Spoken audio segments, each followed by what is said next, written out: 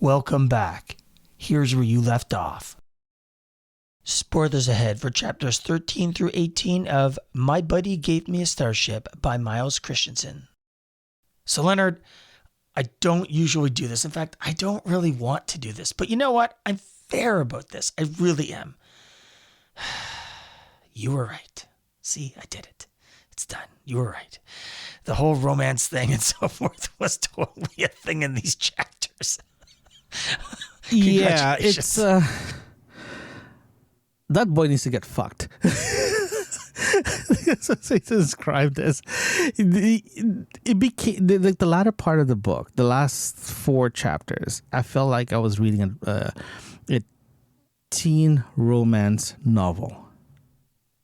And I don't know if I would go that far, but what I felt Derek, like is he rushed the romance right at the end, like between like the bullets flying, they're talking about having feelings with each other, and he's like, "Oh, I forgot to write in the more romance in here. Let's just plop it in." No, he didn't forget about the romance part of it. It's there. He just like this guy's a closeted freaking romance novelist. So the like I said this before, is like the premise of the whole storyline is great, but I don't mind the romance part of it. It feels like I'm reading a teenager trying to get a date with another teenager in a high school, and this is what it feels like. It feels like I feel dirty reading this book, and I feel like this book has so much potential. It's like here's one scenario. She said they were battling the Nexus. They're in a fight with the Nexus, right? And next thing you know, I think Mitch looked at her and said, "Oh my God, she's so beautiful. Oh my God, her eyes is so." It's an adult water nymph and blah blah blah blah blah. I'm like, are you kidding me? Are you kidding me?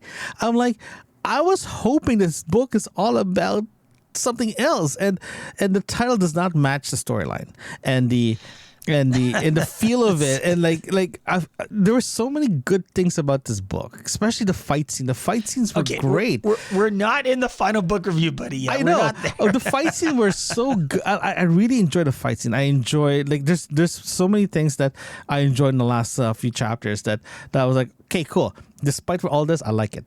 I really do like it. But the last chapter, I feel like I just want to rip my eyes out. I'm like, I don't need this right now. This is not what I paid for.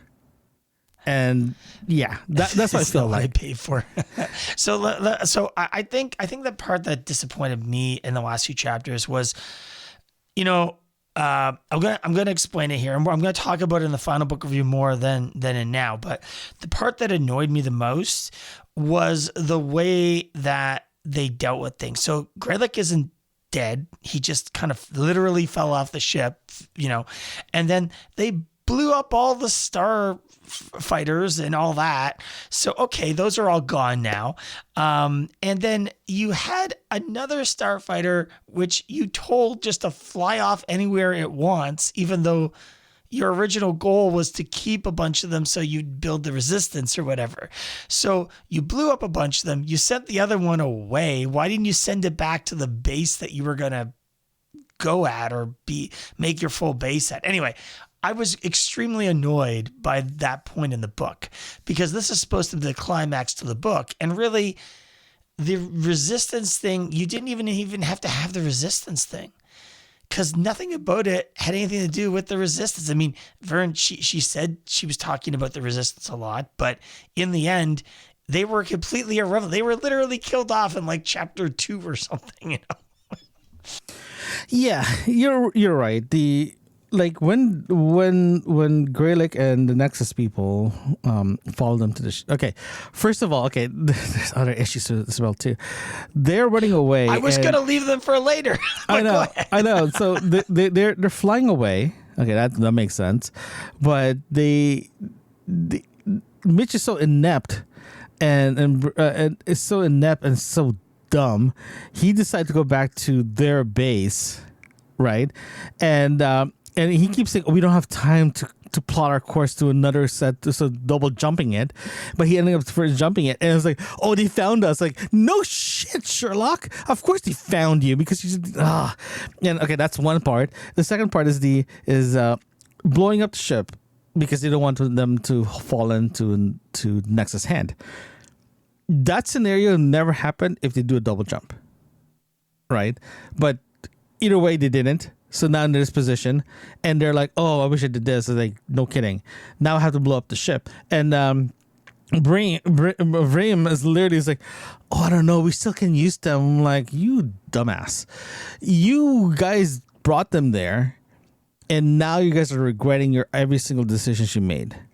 And of course, Mitch, the one who actually makes a lot more sense. Let's go blow them up so no one can have them. If we can't have them, no one can. Fine, makes a lot of sense, but here's the problem: the decision from from a no to a yes was so long. It was a cringeworthy experience, and it worked. It worked really, really well. But in the same time, it's like in the back of my mind, it's like, well, too late now. It's like all this blobbing about thinking about, oh, should I not do it? They got the ship out, right? Again. It's so frustrating that don't get me wrong, Derek. It worked as an audience. It worked because the frustration is there, and you have that. If you frustrate your audience in a way that compels you to keep reading, it worked. Praise to you guys. Praise to the author. But at the same time, I'm debating if I really like these two characters. The one that has more substance as a character is the mother-daughter than anybody else. It's just me. Which they were in like such little bit of the book there. But yeah, I get it. The problem with the characters is that like I said, I felt like the romance thing was really, everything was so rushed in these last few chapters. I felt like it was just a mashup of stuff. Did you feel like the mashup happened in the last chapter? No, I didn't feel rushed, but I feel like, I think you said it right, because it feels like the last few chapters, the romance part of it kicked in more and more. Right. I think we said it several times too. This two needs to get laid. Right, and hey man, we both agreed, and all the people reading this book will agree as well. But at the same time too, you're right. It is rushed, but not in a rush in a way that, oh my god, I have to finish everything right now before it goes to the next book. Right, the way it ended, the way how this book ended, it's like cringeworthy. It's very cringe. It's like. I think the last line is like, we already have our family. Gabe. Oh, yeah. No, yeah. Okay. That was cringe. Yeah. Okay. But are we talking about Android Gabe? Is that what was cringeworthy to you? Andrew Gabe was really, really weird. It's like I understand. Okay. How Tara explained it, right? And her justification. I don't mind it. It makes a lot of sense, right? It's like the AI is only getting enough information from its maker, right? So it makes a lot of sense when it went that way, but it is kind of weird. It's fine. I accepted that because how I understand how if you go deep down and like reading between the lines, Tara was programmed by Gabe. And how they explain there's not enough information in Gabe's brain, so he ended up using old footage and all that stuff. So that's where he's getting it from. And about how Gabe died, Tara wants to remember him by taking his watch, but it went overboard. I'll just make a robot, android based on Gabe, right? And that whole scenario, I don't mind it at all because how Tara was programmed. It's just normal. I don't want to say normal, but it's understandable, right? Even what's his name? Mitch already said I gotta reprogram her, but I can't reprogram her because she is my friend from high school, right? After he said that, robot Gabe showed up. right? So Robot Gabe showed up, and he's like, "Hey, buddy, I'm just a robot here. But if I'm your friend, my answer will be the skies or the stars or the clouds or whatever." I'm like, God, I can't believe I'm reading this thing, right? And I'm point in my life of reading books. I'm actually reading this. The thing is like, so did you scan his brain so that you get a copy of him?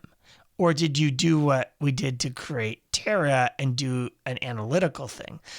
Because the idea here is that they're sort of creating each other now, which I'm not objecting to. Okay, it's fine. Terra deserves to have Gabe around, so forth. I don't really quite understand why he had to have an android body, because it would have made more sense if she got an android body too, but then it's probably the argument would be that there was a cost thing involved here. She said, I sold everything. Well, here's my other question. Wouldn't you notice, man, if all the cargo was disappearing, selling everything, so there's a couple of plot holes there.